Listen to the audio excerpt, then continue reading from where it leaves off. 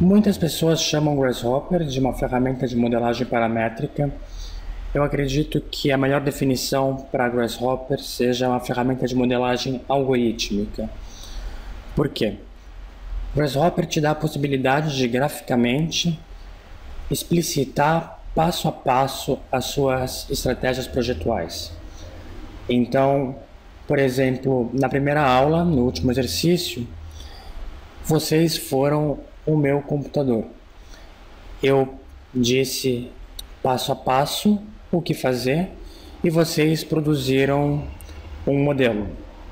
A gente vai fazer exatamente a mesma coisa com o computador. Um algoritmo nada mais é do que um conjunto de instruções. Por exemplo, uma receita para um bolo de maçã, uma torta de maçã, melhor. Eu sou péssimo cozinheiro, então minha torta de maçã vai ser péssima. Mas digamos que a gente tem os inputs, por exemplo, meia dúzia de maçãs, meio quilo de fermento e 200 gramas de açúcar. Então, passo 1 do algoritmo, corte as maçãs. Passo 2, misture as maçãs com o fermento. Passo 3, misture maçã com fermento com açúcar. Passo 4, coloque no forno. Passo 5, espere meia hora. Passo 6, tire do forno e sirva. Então, a gente tem um input, que é os ingredientes. A gente tem as instruções. E, por fim, a gente tem um produto. É exatamente a mesma coisa a gente vai fazer com o computador. A gente tem uma série de instruções, que é a nossa estratégia projetual, e a gente vai explicitar para a máquina e ela vai fazer o trabalho maquínico, o trabalho braçal. Então, a primeira coisa a fazer é abrir o Grasshopper. O Grasshopper não tem nenhum botão, nenhum ícone. É necessário digitar na linha de comando Grasshopper.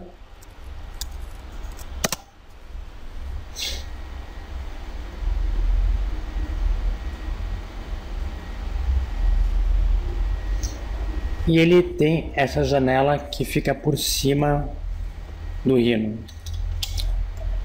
Eu pessoalmente indico vocês a utilizarem dois monitores, um monitor grande apenas para o Rhino e um monitor menor apenas para o Grasshopper, mas como não é o caso neste momento, eu costumo fazer o seguinte: separar metade da minha janela apenas para o Rhino e outra metade apenas para o Grasshopper.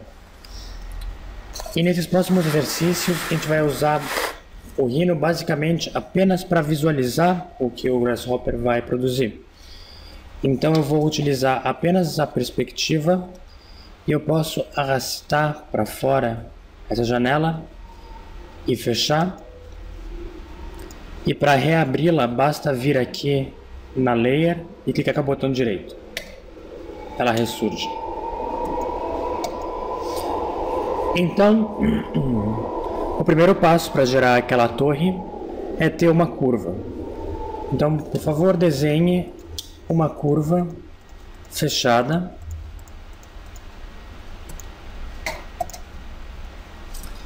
E a gente vai trazer essa curva para o Grasshopper. Precisa falar, o Grasshopper esse é o input. Então, todos os inputs, todos os parâmetros que não vão ser alterados com tantas vezes são os parâmetros com hexágono preto no fundo. Como isso aqui é uma curva, eu posso vir aqui em Geometry e trazer esse curve com o hexágono preto no fundo. Contains a collection of generic curves. Contém uma coleção de curvas. Eu clico nele e clico nessa fundo no Grasshopper. Para quem está iniciando, eu indico colocar a opção Display Draw Full Names. Ele vai mostrar os nomes inteiros dos componentes, é mais fácil. E durante essas aulas eu usarei o Draw Full Names mas com o tempo vocês vão se acostumar com os nomes e vão desabilitar isso para ganhar mais área de trabalho na tela. Então surgiu esse componente aqui. Em Grasshopper, os algoritmos são sempre escritos da esquerda para a direita. Então, na esquerda, os componentes sempre possuem esse semicírculo que é o input. E à direita, eles sempre possuem esse semicírculo que é o output. Aqui há o nome do componente e nesse caso ele está laranja. Laranja significa tem alguma coisa estranha rolando aqui. E em vez do Grasshopper te dar uma janela BAM! Gritando algum aviso, ele te mostra esse pequeno balão aqui. E se você colocar o mouse em cima dele, ele fala o que está acontecendo. Floating parameter curve failed to collect data. É óbvio. Os computadores, eles são máquinas burras. A gente precisa ser absolutamente explícito em relação ao que a gente deseja fazer. Eu preciso falar que essa curva aqui é exatamente essa curva aqui. Então, vou clicar com o botão direito em cima desse componente. Há uma série de opções que a gente já vai ver para frente, mas o que me interessa agora é falar Set One Curve. O Set One Curve, ele pergunta Curve or Edge to Reference. E eu posso selecionar essa curva. Então, veja bem. O componente passou a ficar branco, que significa, ok, eu estou funcionando e eu estou te mostrando algo na tela. E esse algo na tela é essa curva que se tornou vermelha. Se eu seleciono o curve, ele passa a ser verde e a curva que foi selecionada passa a ser verde. Bom, o passo seguinte que a gente fez foi mover a curva para cima. Então, moveremos a curva para cima. O comando para mover está em Transform Euclidean Move. Porém, eu suponho que vocês não pensem dessa maneira. Ah, quero mover. Ah, é aquela operação de matriz que Euclides. Ah, Euclides, aquele cara 2 séculos antes de Cristo. Não. A gente pensa move. I just want to move. Então, em vez de ter que buscar todos os componentes aqui em cima, é possível apenas clicar 2 vezes no fundo da tela e ele pergunta Enter Search Keyword. E se eu escrever Move, o primeiro que aparece é o comando. Se coloco o mouse em cima, ele me fala o nome do comando e me dá uma pequena descrição. Translate, move, an object along a vector. Mover um objeto de acordo com um vetor. Então eu seleciono esse, ele cria essa bateria aqui. À esquerda eu tenho os inputs, ou seja, qual é a geometria a ser movida e qual é o movimento, qual é o translation vector.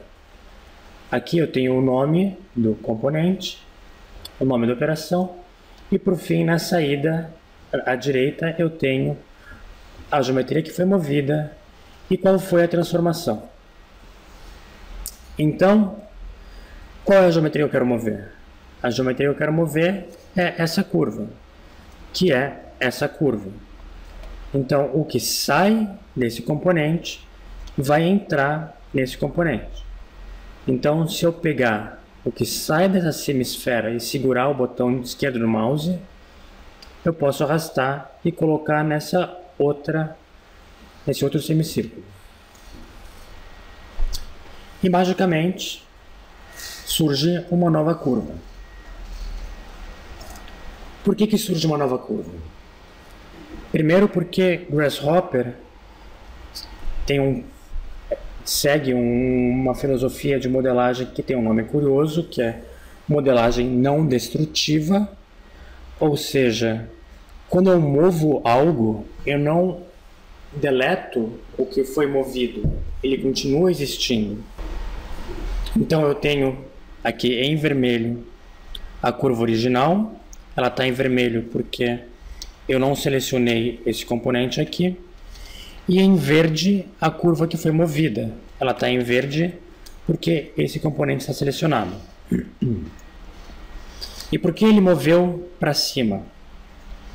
Ele moveu para cima porque, por padrão, o vetor de transformação é 0 em x, 0 em y e 10 em z. Mas o que me interessa é poder controlar esse valor que vai ser movido. Como eu vou alterar várias vezes esse parâmetro, faz sentido eu colocar um input que é um number slider. Então eu posso colocar esse number slider embaixo do curve e o valor dele por padrão é 0.250. Se eu pego essa círculo aqui e movo para cá, eu diminuo o valor para 0.000, ou para cá eu aumento o valor até 1. Então esse aqui é o valor que eu quero mover. Intuitivamente eu acredito que eu deva colocar esse fio aqui, esse wire aqui, nesse motion aqui. Mas não, o componente ficou vermelho. Vermelho significa, cara, tem algo muito errado rolando aqui, eu não vou operar isso aqui. E para saber o que está rolando de muito errado, eu tenho que colocar o mouse em cima desse balão aqui. Na maioria das vezes, basta ler o que o balão está dizendo e você vai saber o que está errado. Nesse caso, ele está falando: Data conversion failed from number to vector. Ou seja, para mover alguma coisa, eu não posso dar um número. Eu não posso falar Grasshopper mova 10. Eu preciso dar um vetor. Grasshopper mova 10 no eixo Z. Então, eu preciso criar um vetor com algum valor. Como eu quero mover para cima, e para cima é o vetor Z, eu vou criar um vetor unit Z. Então, aqui em cima eu posso ir em vector, vector, e eu tenho um componente chamado unit Z. Unit vector parallel to the word z-axis. Então, se eu escolho esse, coloco entre o move e o slider, e o unit z ele pede qual é o factor, qual é unit multiplication. Eu acredito que o nome mais correto seria qual é a amplitude do vetor. Então, o factor e o unit multiplication, ou eu diria a amplitude, vai ser esse slider aqui. É o quanto eu vou mover no eixo Z. E eu criei um vetor, mas nada aconteceu. Nada aconteceu porque esses wires, eles representam o caminho das informações. Então, ainda assim, por mais que eu tenha criado o vetor Z, ainda assim ele está movendo esse número e não o vetor. Então eu preciso pegar a saída desse e colocar na entrada no move. E automaticamente ele vai substituir. Agora ele está movendo.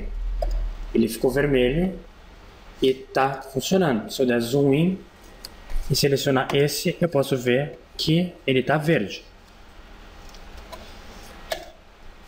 Se eu olhar a cor da bateria do Unit Z, ela é cinza. O que isso significa?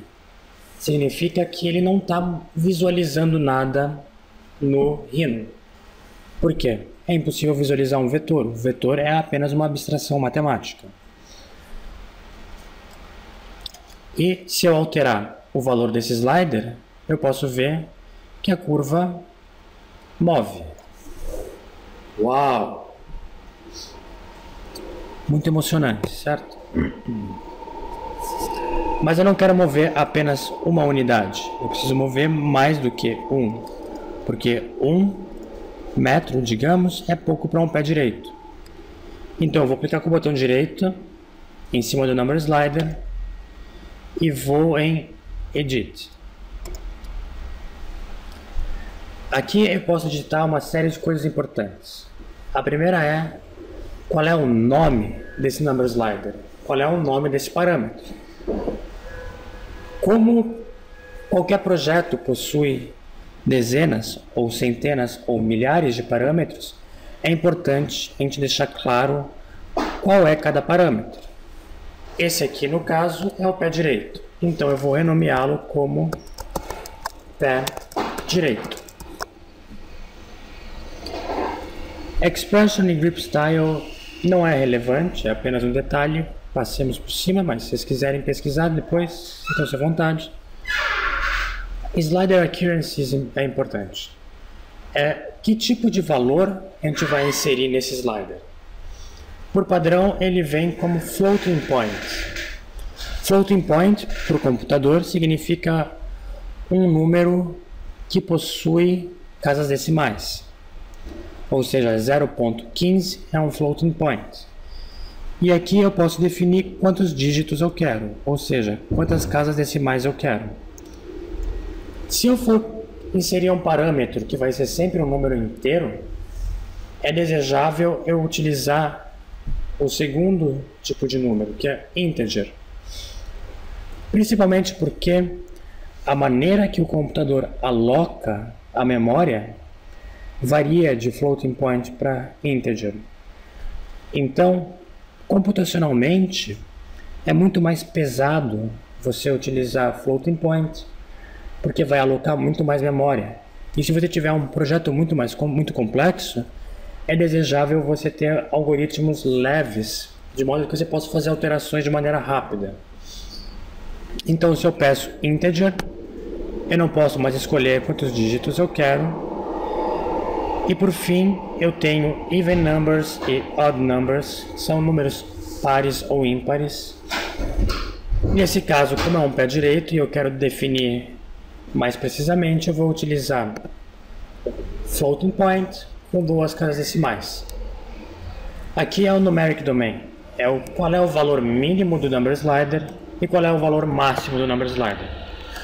O valor mínimo pode ser 0, o máximo eu vou falar que pode ser 5. Então, ou eu posso arrastar para cima isso aqui, o que é meio estranho, ou eu posso clicar 2 vezes, digitar 5 e clicar nessa esfera com check verde.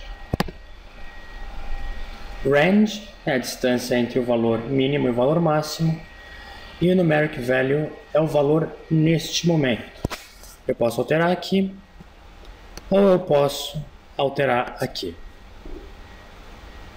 Então, uau, agora eu posso definir o quanto eu movo em tempo real. Não é realmente muito emocionante isso. Mas vamos tornar a coisa mais complexa. Eu não quero mover apenas uma curva para gerar apenas uma laje. Eu quero mover uma curva diversas vezes para ter diversas lajes. Então eu preciso ter uma série de vetores para mover essa curva. Para ter uma série de vetores, eu preciso ter uma série de números. E para ter uma série de números, eu tenho um componente chamado series. Então eu clico 2 vezes, peço series, create a series of numbers. Então, para criar uma série de números, ele quer saber start, first number in the series. Qual é o primeiro valor da série? Step size for each successive number. De quanto em quanto a série cresce. Então, se o start for 0 e o step for 2, por exemplo, 0, 2, 4, 6, 8, 10. Se for 1, 0, 1, 2, 3, 4, 5, 6. Por fim, ele quer saber count, o número de valores na série. Quantos números eu tenho nessa lista de números. Então, o start, eu posso falar que é um number slider de valor 0. Eu pego o number slider e coloco 0 e coloco no start. O step vai ser o meu pé direito. E por fim eu tenho que definir o count. Ou seja, quantos pavimentos eu quero ter nesse edifício. Ao invés de eu criar um number slider, editar ele, falar que é integer, falar que vai de 0 até 200 e blá blá blá, eu posso simplesmente clicar 2 vezes e digitar 96, por exemplo. E ele cria um number slider cujo valor mínimo é 0, o máximo é 100 e o atual é 96.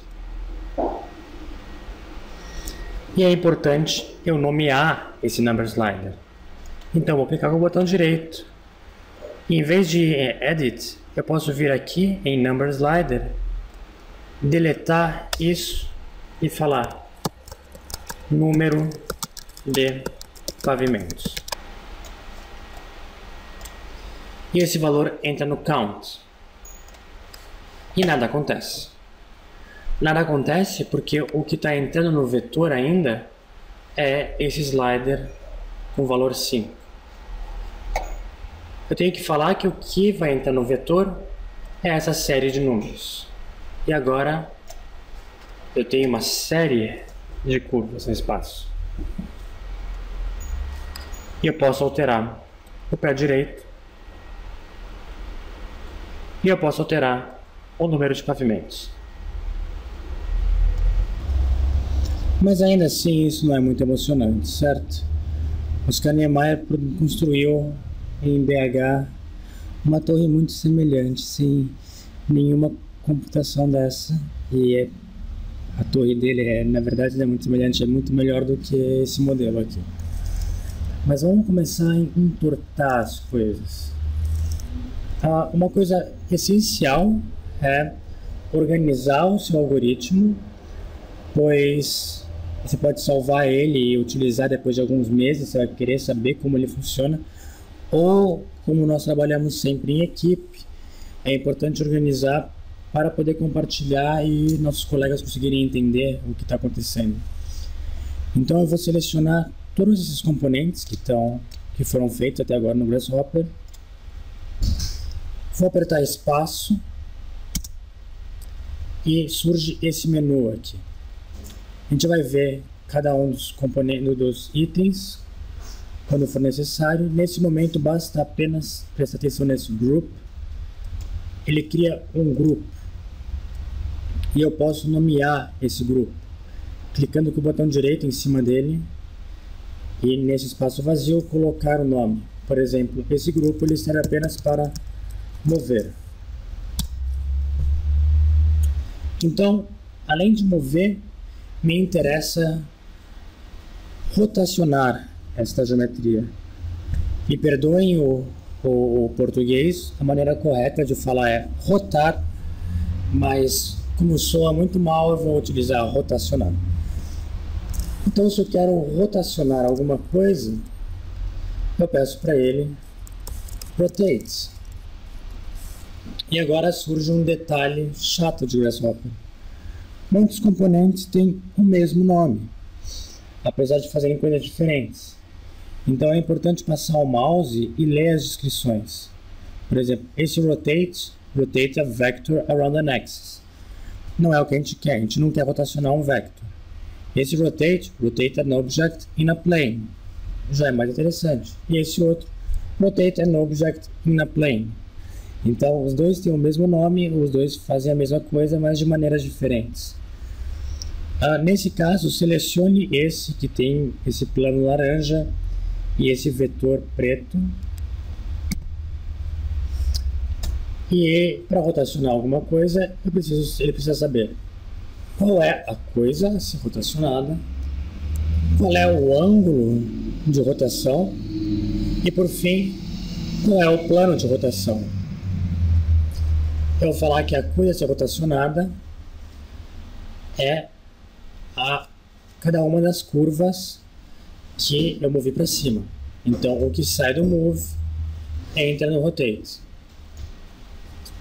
Ótimo. Olha só. Agora eu já tenho em verde o que foi rotacionado. Bonito isso. Parece um vaso do Alvar Aalto. Por que ele rotacionou já? Porque por padrão o ângulo é 0,5 vezes π, ou seja, em radianos, e o plano por padrão é world xy. Lembra do ponto 000? O ponto 000 é o world xy. Mas bom, não me interessa rotacionar apenas em um ângulo, pois todas as curvas vão rotacionar no mesmo ângulo. Me interessa rotacionar cada curva em um ângulo diferente. Me interessa então rotacionar cada curva com uma série de números. Então eu vou pedir para ele novamente series. O series quer saber qual é o start, qual é o primeiro ângulo. Por padrão é 0, por mim ótimo que seja 0. O step é de quantos graus em quantos graus ele vai andar, de andar em andar. Vamos falar que é algo do tipo 3,56, digamos. Reparem que eu estou sempre abrindo espaço para colocar os componentes anteriores. O que acontece se você começar a ter esse tipo de coisa assim, em que o processo seguinte está representado como anterior, vai se tornar muito confuso, porque esses wires vão começar a ir e voltar para lá e para cá, vai ser infernal. Então sempre abra espaço. Então o series vai entrar no angle, e esse valor aqui eu vou chamar ele de rotação, e ele vai entrar no step. E agora a coisa está meio confusa aqui. Ela está confusa por alguns motivos. O primeiro é o seguinte: eu estou visualizando coisas demais que não me interessam. Eu estou visualizando, por exemplo, a curva original. Eu não quero mais ver a curva original. Então eu aperto espaço e seleciono esse homem com venda. Disable Preview. Ela desaparece e o componente passa a ficar cinza. Eu estou visualizando o que eu movi para cima também, mas não me interessa mais visualizar isso. O que me interessa visualizar é o que eu rotacionei. Então eu seleciono isso, aperto espaço e coloco o homem com venda. E ele desaparece. Agora, o que mais está estranho? Os primeiros pavimentos rotacionam muito e os seguintes não rotacionam nada.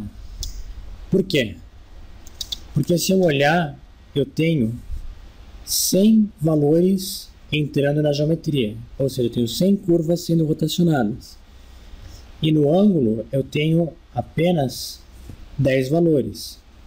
Ou seja, ele rotacionou as 10 primeiras curvas e as outras ele está rotacionando de acordo com o último valor da lista. É preciso que essa série tenha o mesmo número de valores do que essa série.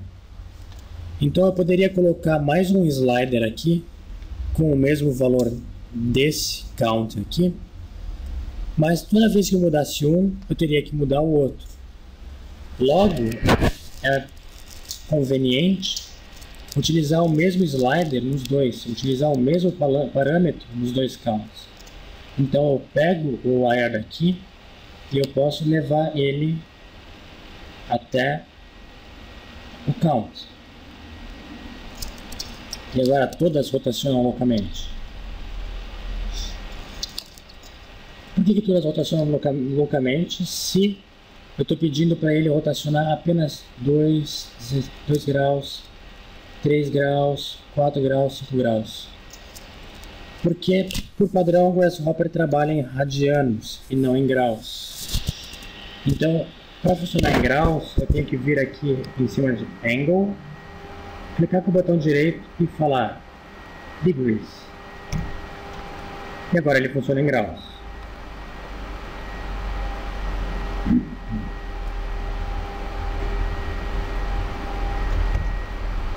Como a minha curva está próxima ao ponto 000, a minha rotação está certa, porque ele está usando como plano de rotação o World XY. Mas se minha curva estivesse um pouco distante, a rotação faria algo bem estranho. Isso aqui não é muito estrutural. Eu quero que ele rotacione a partir do ponto central dessa curva. Então eu vou pedir para o Grasshopper calcular o centroide de cada curva. Para calcular o centroide, eu vou usar um comando chamado Area. Area me pergunta qual é a geometria que eu quero a área. Eu falo que são os pontos que eu movi.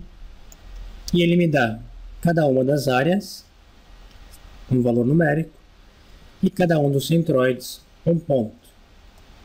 Esses centroides vão ser o plano de rotação.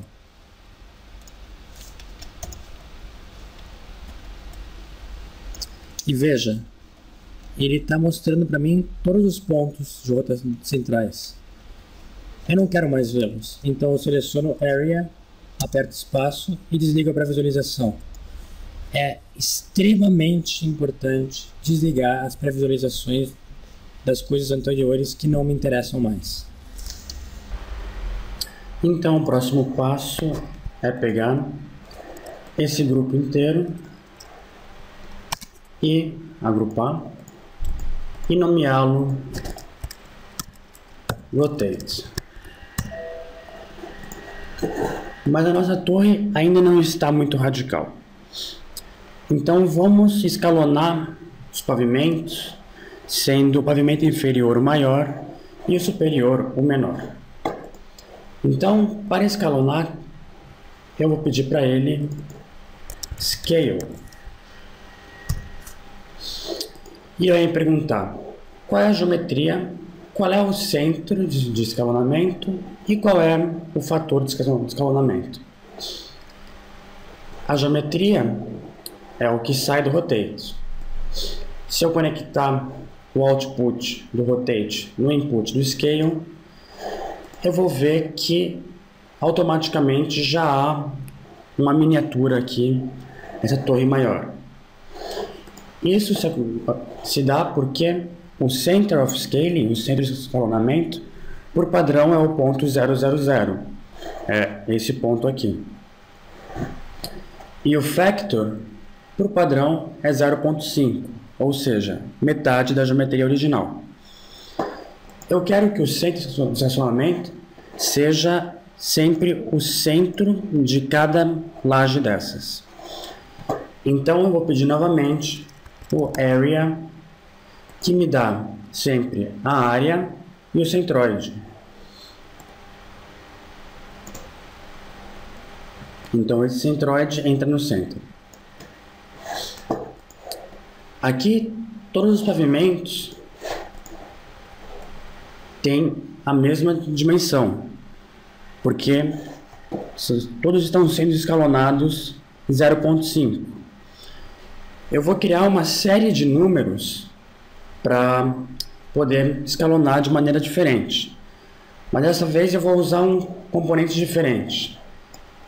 Ao invés do series, que eu defino o número inicial, o quanto esse número incrementa passo a passo, e o número de números na série, eu vou usar um outro chamado range, onde eu defino um domínio que vai ser o menor e o maior número da lista de números, e os steps, que é o número de itens que eu vou ter nessa lista. Então, primeiro vamos definir o domain. Para definir o domain, é necessário construir um domain. Então eu vou clicar duas vezes e pedir construct domain. Então ele quer saber qual é o início do domain e qual é o final do domain. Eu vou criar dois sliders, um aproximadamente 0.32 e outro aproximadamente 0.68. E o primeiro vai ser o início do domain e o segundo o final do domain. E esse valor vai entrar no range. Se eu olhar o que sai do range, eu tenho 11 itens. O primeiro é 0.32, pois é o começo do domain, e o último é 0.68, que é o final do domain. Se eu conectar esse range no factor e desligar a pré-visualização do rotate, eu vou ver que ele está escalonando os 10 primeiros movimentos com valores diferentes e os seguintes com o mesmo valor. Isso acontece porque aqui eu tenho 100 valores, 100 curvas, 100 lajes.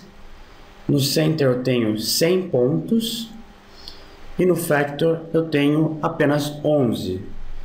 Eu tenho que fazer com que esse range gere o mesmo número de itens. Então, esses steps aqui, que por padrão é 10, deverá ser a mesma coisa que o número de pavimentos. Então, ou eu posso arrastar lentamente, ou eu posso, com o scroll, dar zoom out, ir até onde eu quero e dar zoom in. Agora todos os pavimentos escalonam uniformemente.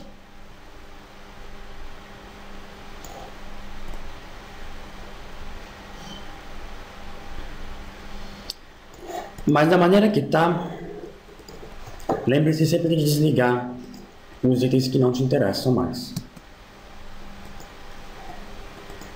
Da maneira que está, não é muito estrutural. Há duas maneiras para corrigir isso.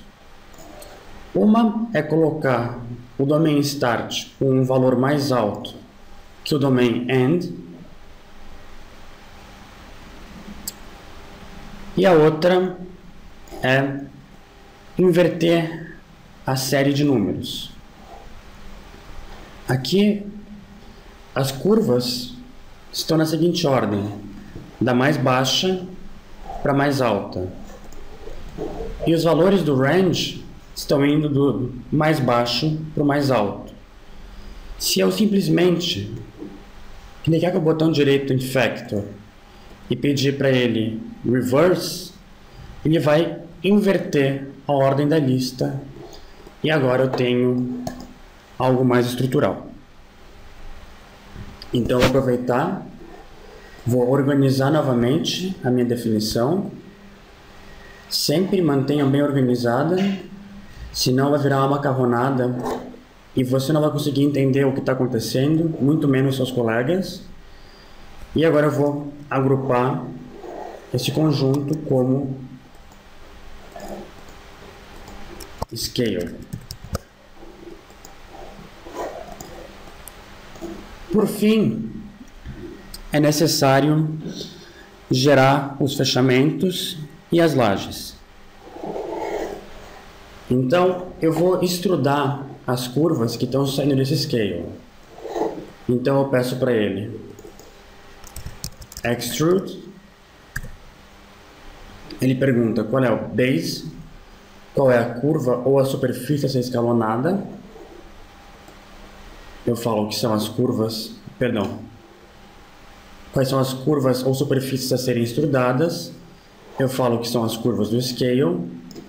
E ele pergunta qual é a direção. Eu vou falar que a direção é no eixo Z. Então, clico duas vezes, digito Z e seleciono Unit Z. Então, se eu conectar a saída do Unit Z na entrada do Direction, eu vou ver que ele já fez uma extrusão. Mas esse fechamento não está tocando o pavimento superior. Porque, por padrão, o Unity Z tem a amplitude 1.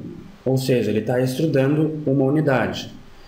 Eu preciso buscar aqui, no começo da definição, o slider do pé direito, com o valor 5. Então eu vou arrastar daqui, zoom out, zoom in aqui e conecto esse. Agora todos eles têm 5 metros e tocam uns aos outros. Mas se eu olhar por cima, eu ainda não tenho minhas lajes. Eu preciso fechar essas superfícies em sólidos. Que nem no Rhino a gente fez cap, no Grasshopper a gente tem cap holes. Cap all planar holes in a B-Wrap, ou seja, fechar todos os sólidos em um B-Wrap. B-Wrap é uma superfície ou um sólido para o Grasshopper. Então, se eu conectar esse aqui, ele vai fechar todos os meus componentes. Então, agora eu posso agrupar esse último como sólidos, desligar a pré-visualização de tudo menos do cap holes, e agora eu tenho minha receita do bolo. Isso significa que, se eu alterar o pé direito, automaticamente meu modelo vai ser atualizado.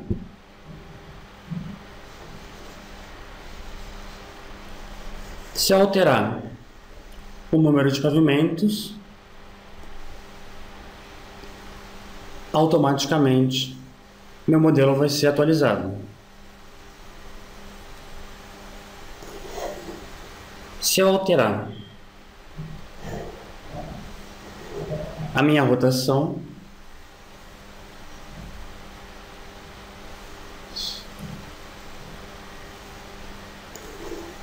então qualquer alteração de parâmetro não exige um retrabalho, porque quem vai fazer o retrabalho é a máquina e não o designer. E agora olha que interessante. Se eu pegar essa curva original, ligar os control points e alterar os control points, todo o modelo é atualizado.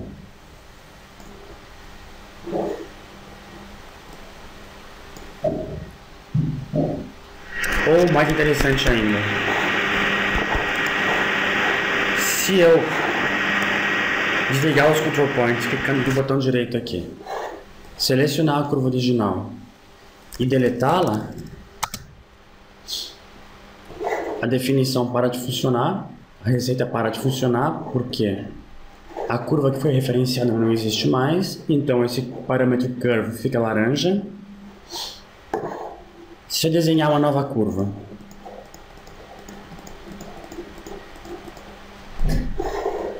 clicar com o botão direito em Curve e falar Set One Curve, o algoritmo roda novamente e gera novamente a geometria. Alguns últimos detalhes desse exercício. É fácil constatar que eu não consigo editar a geometria de Grasshopper no Rhino. Isso porque ela é uma geometria de Grasshopper. Então é necessário eu transformar ela de Grasshopper para Rhino. Então eu seleciono o que me interessa para ter no Rhino. No caso, o Cap Holes, porque eu quero os sólidos. Se eu quisesse as curvas, eu pegaria o Scale.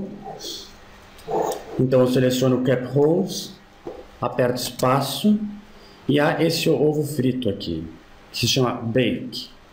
Se eu clico em Bake, o Grasshopper gera geometrias de Rhino. Eu posso fechar o Grasshopper E agora eu tenho as geometrias do Rhino, que eu posso editar, posso mover,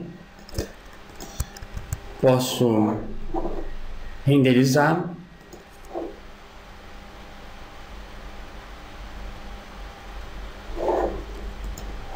ou, como são todos sólidos fechados, eu posso selecionar tudo, digitar Export, selecionar STL e enviar para uma impressora 3D.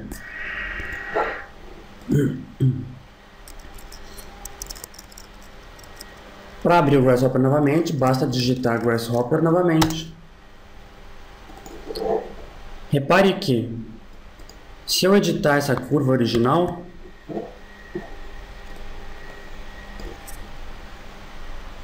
a geometria de Grasshopper é atualizada, mas a de Rhino continua estática.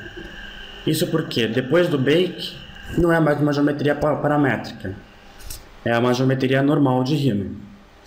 Então, se eu quiser alterar alguma coisa, é necessário novamente deletar a geometria do Rhino, selecionar a nova geometria do Grasshopper e dar bake. Agora é importante constatar que o arquivo de Rhino é uma coisa e o arquivo de Grasshopper é outra coisa. Então, eu preciso salvar os dois como arquivos separados. E é um bom costume salvá-los como arquivos separados, mas com o mesmo nome e diferentes extensões. Então eu vou salvar esse exercício como Turning Tower.3dm e o arquivo de Grasshopper como Turning Tower.gh, que é o formato do Grasshopper.